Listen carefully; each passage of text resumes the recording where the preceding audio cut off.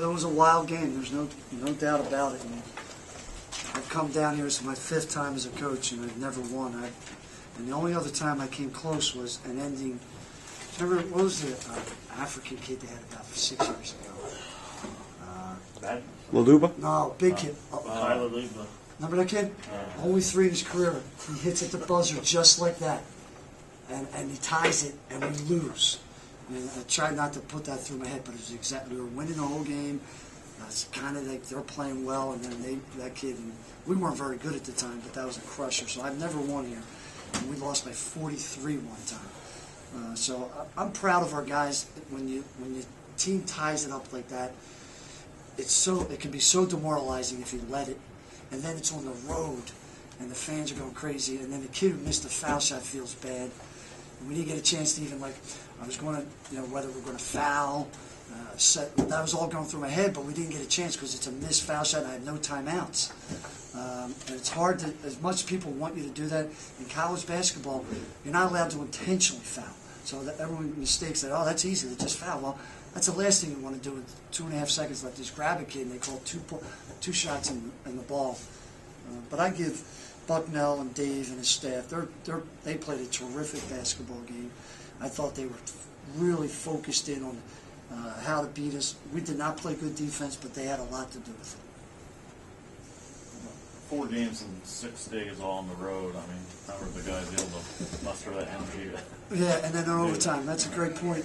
The thing that I'm not used to, and I think this is why our defense isn't really good, I'm used to watching a game, evaluate it, show kids film, and let's get better and practice our technique. We haven't really practiced like hard defense and what we're going to do. The other thing is we've been playing such a high-level team. They play differently. They play physical. They kind of pound you. But they don't play like Bucknell plays, like most of the teams in the Ivy Patriot League. Move the ball, cut, pass. They really expose you if you're not playing good defense, and that's what they did to us tonight.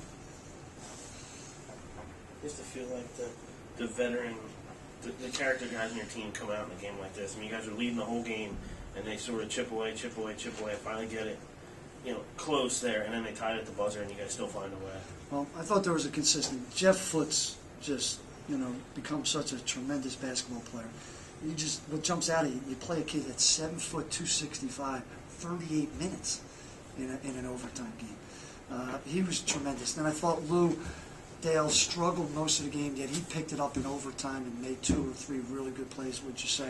And I thought Ryan, for the most part, was really solid. And I do think we've been through with this. These guys have started over 100 college games and been through a lot, so you hope they step up. But there's always another challenge, and this was a huge challenge. So until you do it again, you're not positive it can be done. And I thought Bucknell was playing so well that it was going to be a difficult game to win. You have a veteran team here, your team, which is a known quantity. You have Bucknell, which is kind of an unknown quantity. Probably a little bit of a surprise to you tonight, and surprise to some of us. They showed up, but for 3/4 of this game, it seemed as though you guys had your foot on the pedal, and it looked like this was going to be an easy 10, 15-point win for you. What happened? Did you guys let up a little bit, or those guys never did to you? But they got back in it to the surprise of a lot of people. Yeah, I would hate to be an opposing coach and not give them credit. I just thought that even when we were up by 10 or 12, I just thought they were playing well. And we were solid. We were just, every time they made a little run, we were solid. But I don't think they ever stopped playing hard, intelligent. I don't think we guarded them the whole night. I thought even though we were up by 10, we weren't guarding. So as soon as we got a little casual on offense, which we did, that really bit us, and they came right back. When did Foote develop the touch inside? Is that something he's always had, or something he's developed the last couple of years? He's been very skilled in terms of around the rim. He's a terrific passer. What I think you see now is that guys used to bump him off the block so easily. He gained 40 pounds over the last year. All muscle, all increases athleticism. His cardio is great. And now he's just seeing a 5th-year senior at that size. And he's got a great work ethic. He deserves everything he gets. He's a tremendous mind for the basketball league. If he was 6'7", he'd be a good player in this league. He's 7 foot.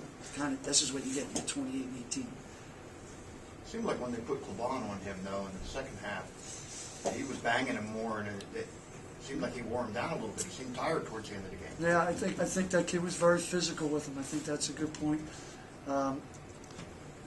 I just, and he played 38 minutes. And you say 4 games in 6 days, and he's been playing 35, 38 minutes every day, and he has a tweaked ankle. I think they did a pretty good job. I love their young kids at Bucknell. Muscala obviously played tremendous. He made shots. Bryson Johnson looks like he's a really good player. I think they're going to be better as the season goes along.